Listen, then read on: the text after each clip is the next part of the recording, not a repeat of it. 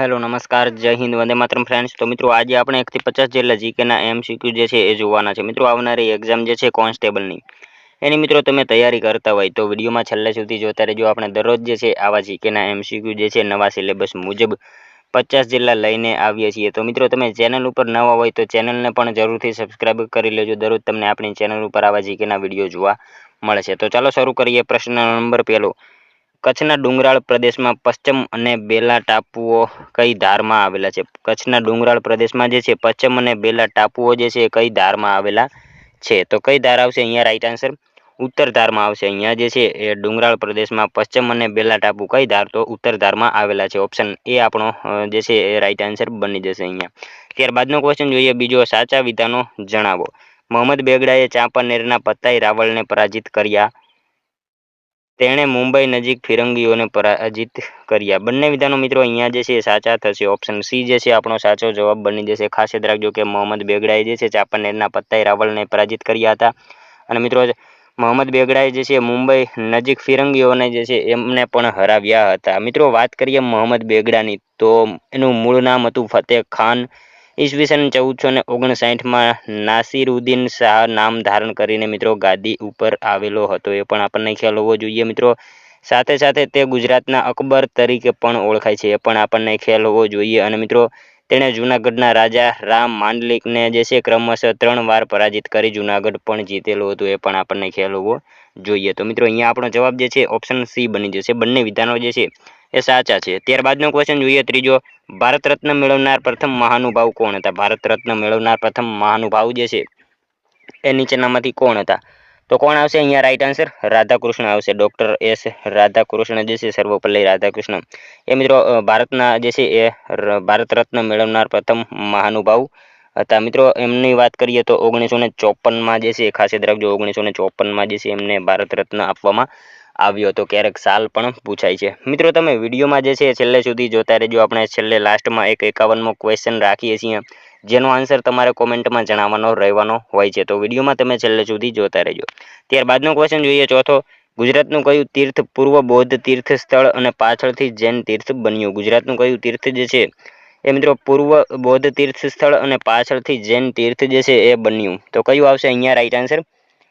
તારંગા જે છે option D right answer બની જશે। ગુજરાતનું તારંગા એ તીર્થ મિત્રો પૂર્વ બૌદ્ધ તીર્થ સ્થળ અને પાછળથી જે છે જૈન તીર્થ બન્યું હતું। ઓપ્શન ડી રાઈટ આન્સર બની જશે અહીંયા। ત્યારબાદનો ક્વેશ્ચન જોઈએ પાંચમો, ગાંધીજીએ કોની ઈચ્છાથી નવજીવન સામયિકનું તંત્રી પદ સ્વીકાર્યું? ગાંધીજીએ જે છે કોની ઈચ્છાથી નવજીવન સામયિકનું તંત્રી પદ જે છે એ સ્વીકાર્યું હતું?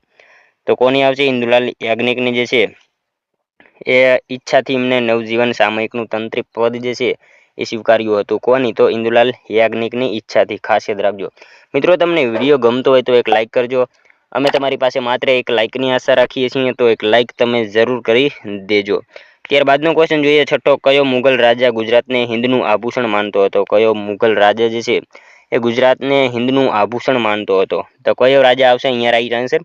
ઔરંગઝેબ આવશે। ઓપ્શન બી આપણો રાઈટ આન્સર બનશે। ખાસ યાદ રાખજો કે કયો? તો ઔરંગઝેબ જે છે એ મિત્રો મુગલ રાજા ગુજરાતને હિન્દનું આભૂષણ માનતો હતો। ત્યારબાદનો ક્વેશ્ચન જોઈએ સાતમો, નૌકાદળના વડાને શું કહેવામાં આવે છે? નૌકાદળના વડાને જે છે એ શું કહેવામાં આવે છે? તો એડમિરલ એને કહેવામાં આવશે। ઓપ્શન સી રાઈટ આન્સર બનશે અહીંયા। ખાસ યાદ રાખજો કે નૌકાદળના વડાને શું? તો એડમિરલ કહેવામાં આવે છે। ત્યારબાદનો ક્વેશ્ચન જોઈએ આઠમો, કયું પક્ષી ગુજરાતમાં રોયલ બર્ડ તરીકે પણ ઓળખાય છે? કયું પક્ષી જે છે એ ગુજરાતમાં રોયલ બર્ડ તરીકે પણ ઓળખાતું પક્ષી છે?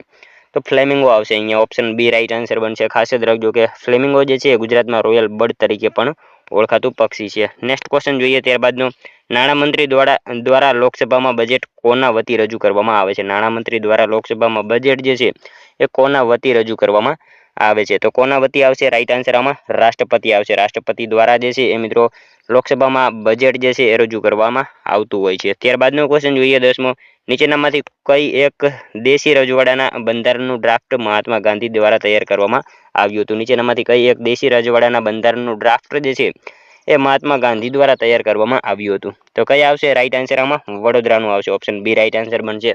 વડોદરાનું જે છે એ રજવાડાનું બંધારણનું ડ્રાફ્ટ જે છે એ મહાત્મા ગાંધી દ્વારા તૈયાર કરવામાં આવેલું હતું। ખાસ યાદ રાખજો। ત્યારબાદનો ક્વેશ્ચન જોઈએ, અકબરે આરસ પથ્થરનો બુલંદ દરવાજો કોની યાદમાં બંધાવ્યો હતો? અકબરે આરસ પથ્થરનો બુલંદ દરવાજો જે છે એ કોની યાદમાં બંધાવ્યો હતો? તો ગુજરાતની યાદમાં જે છે ગુજરાત વિજયની યાદમાં મિત્રો અકબરે આરસ પથ્થરનો બુલંદ દરવાજો જે છે એ બંધાવેલો હતો. ખાસ યાદ રાખજો કોની? તો ગુજરાત વિજયની યાદમાં આ જે છે આરસ પથ્થરનો બુલંદ દરવાજો બંધાવ્યો હતો. કોને? તો અકબરે.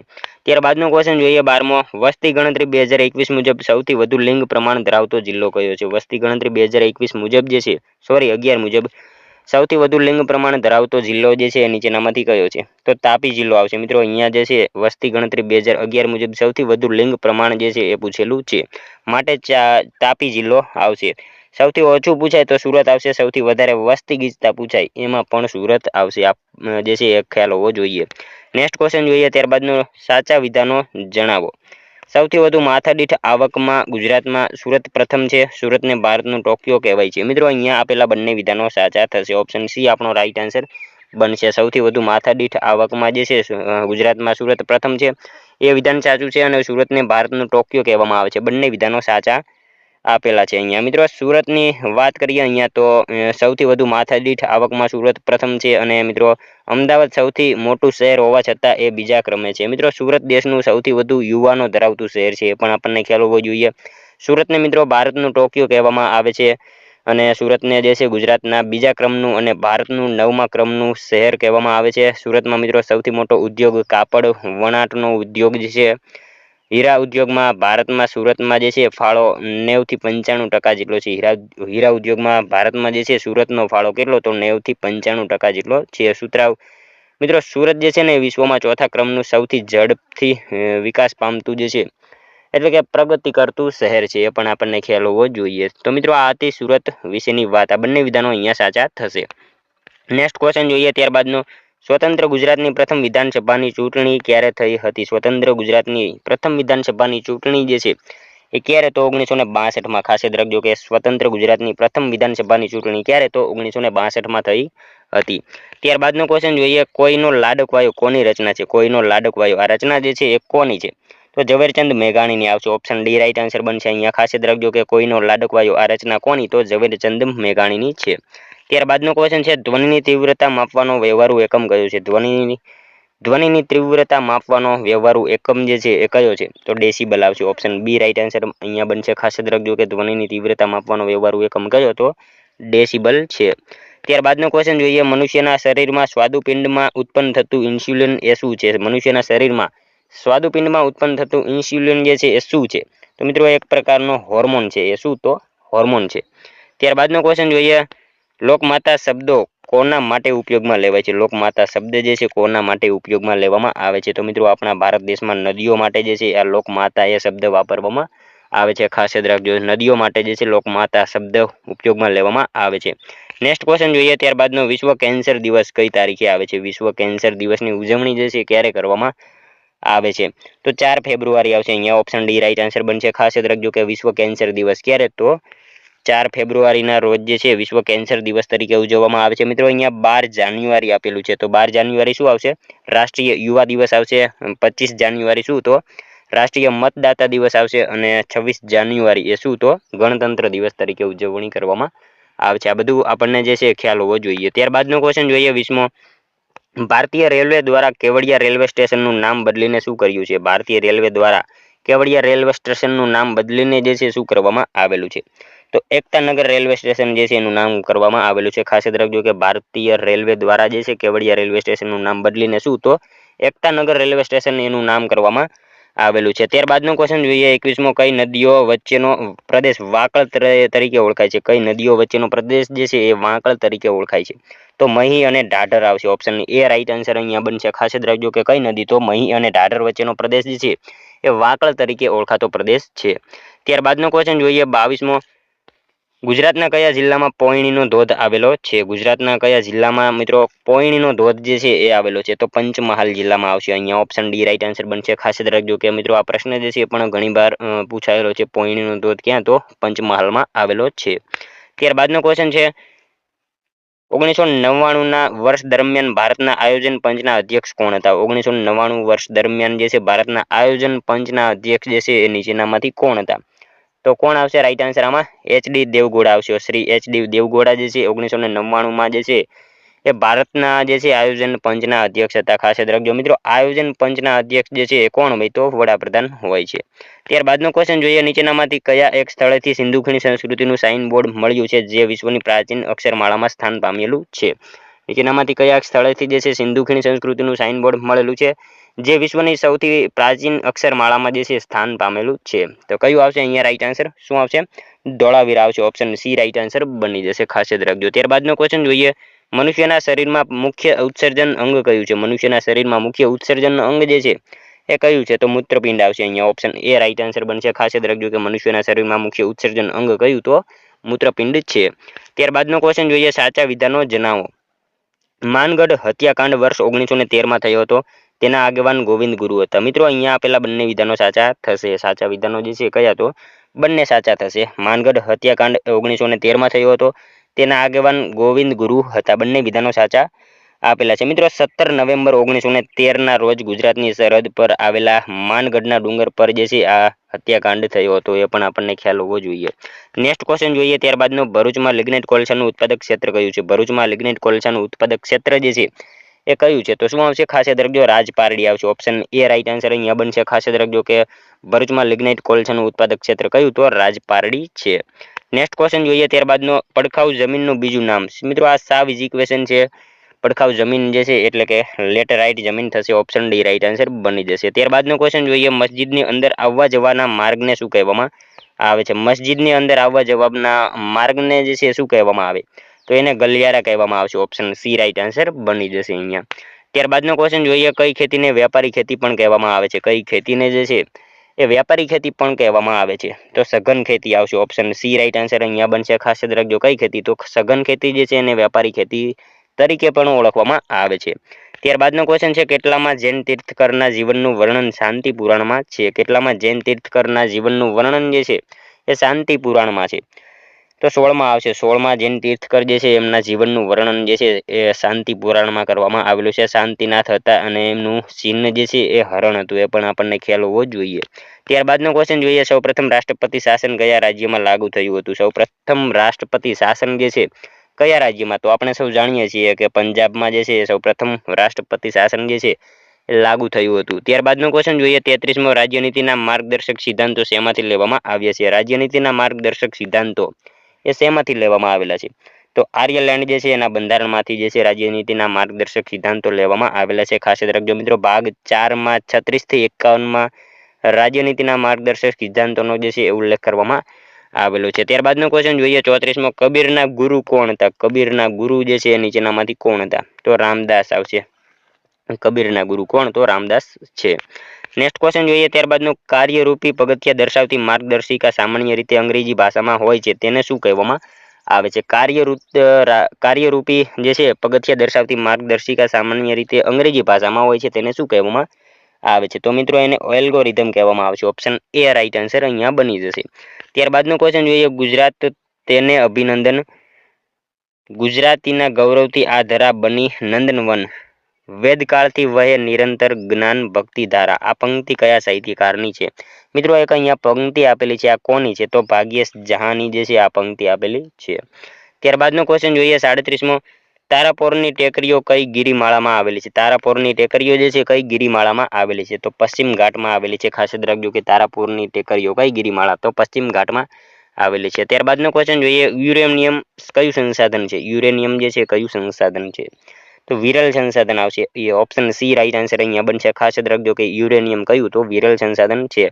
મિત્રો અમુક સ્થળેથી જ પ્રાપ્ત થતા હોય એવા સંસાધનો એટલે કે વિરલ સંસાધનો, એમાં જે છે કોલસો, ખનિજ તેલ, કુદરતી વાયુ, આ બધા જે છે વિરલ સંસાધનો કહેવામાં આવે છે. ત્યારબાદનો ક્વેશ્ચન જોઈએ, રસ ગંગાધર અને ગંગા લહેરી ચમક સંસ્કૃત ગ્રંથોના રચયિતા કોણ છે? આ બંને જે છે સંસ્કૃત ગ્રંથો છે ત્યાંના રચયિતા જે છે નીચેનામાંથી કોણ છે? રસ ગંગાધર અને ગંગા લહેરી ચમક, આ સંસ્કૃત ગ્રંથો જે છે એના રચયિતા નીચેનામાંથી કોણ છે? તો કવિ જગન્નાથ આવશે. ઓપ્શન બી રાઈટ આન્સર બની જશે અહીંયા. ખાસ યાદ રાખજો કે રસ ગંગાધર અને ગંગા લહેરી ચમક આ સંસ્કૃત ગ્રંથોના રચયિતા કોણ? તો કવિ જગન્નાથ છે. ત્યારબાદનો ક્વેશ્ચન જોઈએ, 40મો, ભારતીય ઇતિહાસના સંદર્ભમાં 1870નો મેયો પ્રસ્તાવ નીચે પૈકી શેને સંબંધિત હતો? 1870નો મેયો પ્રસ્તાવ નીચેનામાંથી જે છે એ શેને સંબંધિત હતો? તો શેને આવશે રાઈટ આન્સર? નાણાકીય વિકેન્દ્રીકરણ જે છે એને સંબંધિત હતો. ઓપ્શન બી આપણો અહીંયા રાઈટ આન્સર બની જશે. ખાસ યાદ રાખજો. ત્યારબાદનો ક્વેશ્ચન જોઈએ. પંચાયતી રાજ એ કઈ યાદીનો વિષય છે? પંચાયતી રાજ મિત્રો આ પણ ઘણી બધી વાર એક્ઝામમાં જે છે પ્રશ્ન પૂછાયો છે. રાજ્ય યાદીનો વિષય છે પંચાયતી રાજ. કઈ યાદીનો? તો રાજ્ય યાદીનો વિષય છે. ત્યારબાદનો ક્વેશ્ચન જોઈએ. ગુજરાતી સાહિત્યમાં ગરબાના પિતા તરીકે કોણ જાણીતું છે? ગુજરાતી સાહિત્યમાં ગરબાના પિતા તરીકે જે છે એ નીચેનામાંથી કોણ જાણીતું છે? તો વલ્લભ મેવાડો આવશે. ઓપ્શન બી રાઈટ આન્સર અહીંયા બનશે. ખાસ યાદ રાખજો કે ગુજરાતી સાહિત્યમાં ગરબાના પિતા તરીકે કોણ? તો વલ્લભ મેવાડો જાણીતા છે. અને ગરબીના પિતા પૂછાય તો દયારામ આવશે. ત્યારબાદનો ક્વેશ્ચન જોઈએ. હાજી કાસમ તારી વીજળી નવલકથાના સર્જકનું નામ જણાવો. હાજી કાસમ તારી વીજળી નવલકથા છે એના સર્જકનું નામ જણાવો. તો ગુણવંતરાય આચાર્ય જે છે ઓપ્શન બી રાઈટ આન્સર બની જશે. હાજી કાસમ તારી વીજળી આ નવલકથાના સર્જક કોણ? તો ગુણવંતરાય આચાર્ય છે. મિત્રો તેમને સૌથી વધુ નવલકથા દરિયાની લખેલી છે એ પણ આપણને સાથે સાથે ખ્યાલ હોવો જોઈએ. નેક્સ્ટ ક્વેશ્ચન જોઈએ. 44મો મહાગુજરાત આંદોલનના મુખ્ય નેતા કોણ હતા? મહાગુજરાત આંદોલનના મુખ્ય નેતા જે છે એ કોણ? તો ઇન્દુલાલ યાજ્ઞિક હતા. ઓપ્શન બી રાઈટ આન્સર અહીંયા બની જશે. નડિયાદમાં એમનો જન્મ થયો હતો. ઇન્દુલાલ યાજ્ઞિક એ મહાગુજરાત આંદોલનના મુખ્ય નેતા હતા. ત્યારબાદનો ક્વેશ્ચન જોઈએ. ઇન્ડિયન રોબસ્ટા એ શું છે? ઇન્ડિયન રોબસ્ટા એ શું છે? તો મિત્રો ભારતીય કોફી છે. ઇન્ડિયન રોબસ્ટા એ શું? તો ભારતીય કોફી છે. ત્યારબાદનો ક્વેશ્ચન જોઈએ. ગુજરાતમાં સુખી ડેમ, મિત્રો આ સુખી ડેમ જે છે કયા જિલ્લામાં આવેલો છે? તો શું આવશે રાઈટ આન્સર અહીંયા? છોટાઉદેપુર આવશે. છોટાઉદેપુરમાં સુખી ડેમ આવેલો છે. ખાસ યાદ રાખજો. ત્યારબાદનો ક્વેશ્ચન જોઈએ. મસૂરી હિલ સ્ટેશન કયા રાજ્યમાં આવેલું છે? મસૂરી હિલ સ્ટેશન જે છે એ કયા રાજ્યમાં આવેલું છે? તો ઉત્તરાખંડમાં આવશે. ઓપ્શન ડી રાઈટ આન્સર અહીંયા બનશે. ખાસ યાદ રાખજો કે મસૂરી હિલ સ્ટેશન કયા? તો ઉત્તરાખંડ રાજ્યમાં આવેલું છે. ત્યારબાદનો ક્વેશ્ચન જોઈએ. 48મો સાચા વિધાનો જણાવો. આરટીઈ એક્ટ 2010માં અમલમાં આવ્યો. આરટીઆઈ એક્ટ 2005માં અમલમાં આવ્યો. મિત્રો અહીંયા બંને વિધાનો સાચા થશે. આરટીઈ એક્ટ જે છે એ 2010માં અને આરટીઆઈ એક્ટ જે છે એ 2005માં અમલમાં આવ્યો. તો મિત્રો અનુચ્છેદ 21 એ શિક્ષણનો અધિકાર 6 થી 14 વર્ષની વયના બાળકોને મફત અને ફરજિયાત શિક્ષણનો અધિકાર આપવામાં આવેલો છે. આ અનુચ્છેદની જોગવાઈ મુજબ મિત્રો આરટીઈ જે છે રાઇટ ટુ એજ્યુકેશન એક્ટ 2009 પસાર કરવામાં આવ્યો અને 1 એપ્રિલ 2010 થી જે છે એ અમલમાં આવ્યો હતો. આ પ્રથમ જે છે આરટીઈ ની વાત આપણે કરી. હવે આરટીઆઈ જે છે રાઇટ ટુ ઇન્ફોર્મેશન 12 ઓક્ટોબર 2005 થી જે છે આ કાયદો અમલમાં આવ્યો હતો. એ પણ આપણને ખ્યાલ છે. બંને વિધાનો સાચા થશે અહીંયા. ત્યારબાદનો ક્વેશ્ચન જોઈએ. નીચેનામાંથી કયું એક સ્થળ પૂર્વ મધ્યકાલીન ભારતમાં પ્રભાસ પાટણના નામે ઓળખાતું હતું? નીચેનામાંથી કયું એક સ્થળ જે છે પૂર્વ મધ્યકાલીન ભારતમાં જે છે પ્રભાસ પાટણ તરીકે નામથી જે છે ઓળખાતું હતું? તો શું આવશે? સોમનાથ આવશે. અહીંયા ઓપ્શન બી રાઈટ આન્સર બની જશે. ખાસ યાદ રાખજો. ત્યારબાદનો ક્વેશ્ચન જોઈએ. 50મું મૂલ્યવાન ભેટ કૃતિનું ગુજરાતીમાં અનુવાદ કોણે કર્યું હતું? મૂલ્યવાન ભેટ કૃતિનું ગુજરાતીમાં અનુવાદ જે છે એ કોણે કર્યું હતું? તો કોણે આવશે?